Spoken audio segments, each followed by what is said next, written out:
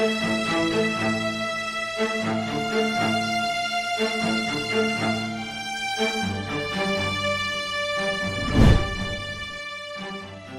lillahi wa inna ilaihi roji'un. Duka mendalam tengah dirasakan keluarga Usi Sulistiawati dan Andika Pratama.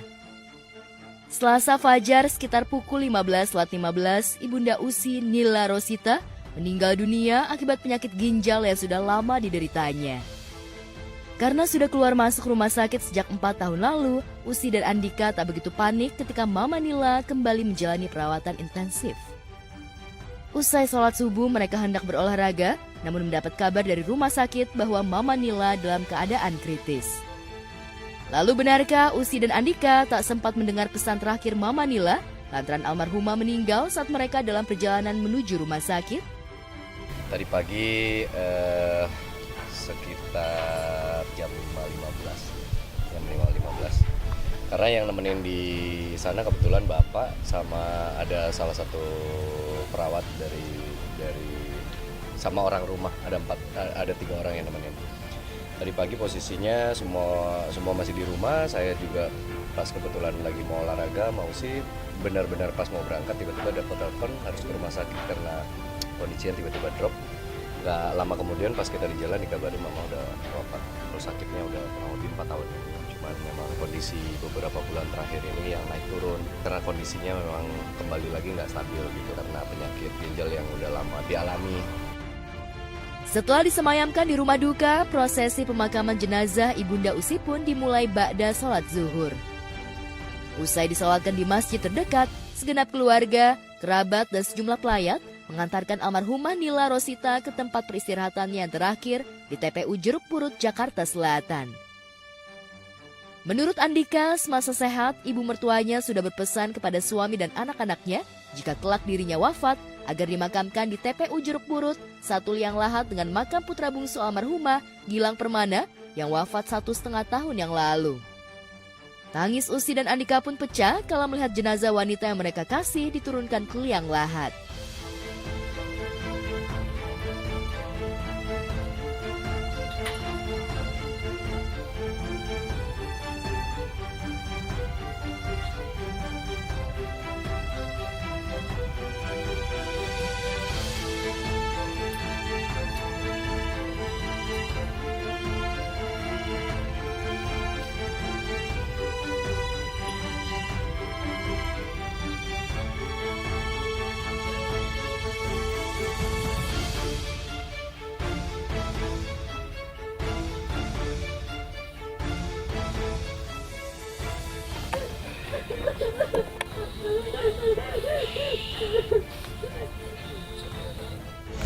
Mewujudkan keinginan beliau bahwa ingin berdekatan dengan salah satu anaknya yang belum lama ini juga menjadi Adiknya Usi yang kebetulan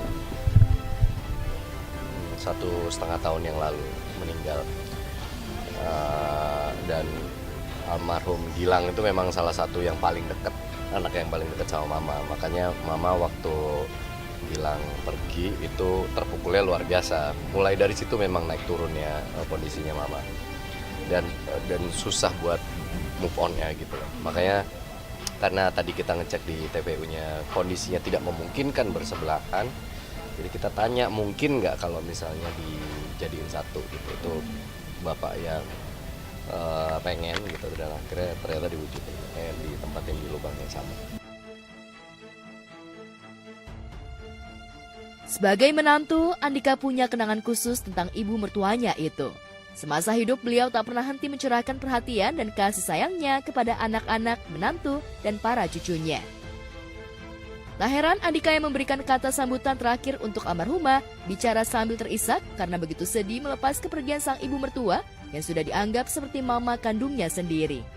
Ya bisa dibilang itu ibu kedua saya ya gitu, terutama buat Usi pasti Usi yang lebih terpukul karena ibunya yang paling dia sayang. Usi kebetulan anak satu-satunya perempuan di rumah dan deket banget sama mama, kurang lebih sifatnya mirip sama mama dan banyak hal yang diturunkan dari mama ke Usi gitu.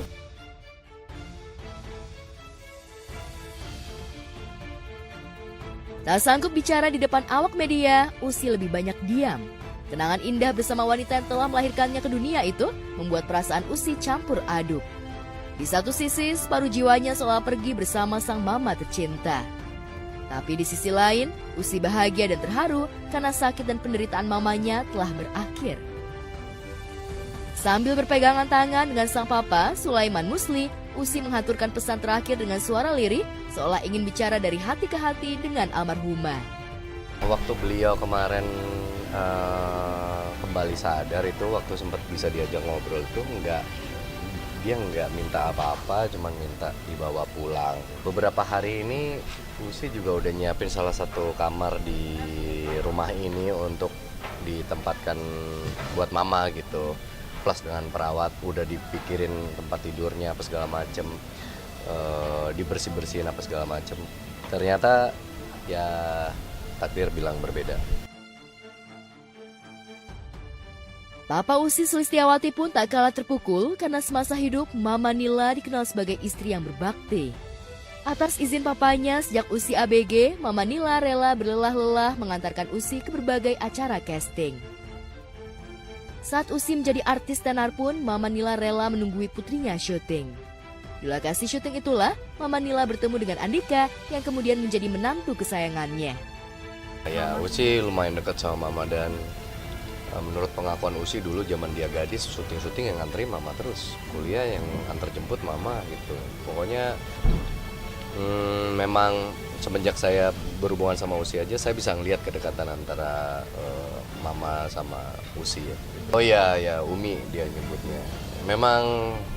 Memang rata-rata emang dekat sama nenek-neneknya, dan mereka kan ngikutin juga berjalan dari omanya sehat, bisa mangku-mangku mereka, gendong-gendong mereka jalan bareng sampai akhirnya Uminya udah mulai sakit, udah mulai punya keterbatasan dan lain-lain. Anak-anak menyaksikan semua prosesnya. Ya, salah satu keahlian beliau yang kita nggak mungkin lupa sebagai anak-anaknya adalah kemampuan beliau di dapur ya. Usi itu bisa masak karena mama gitu.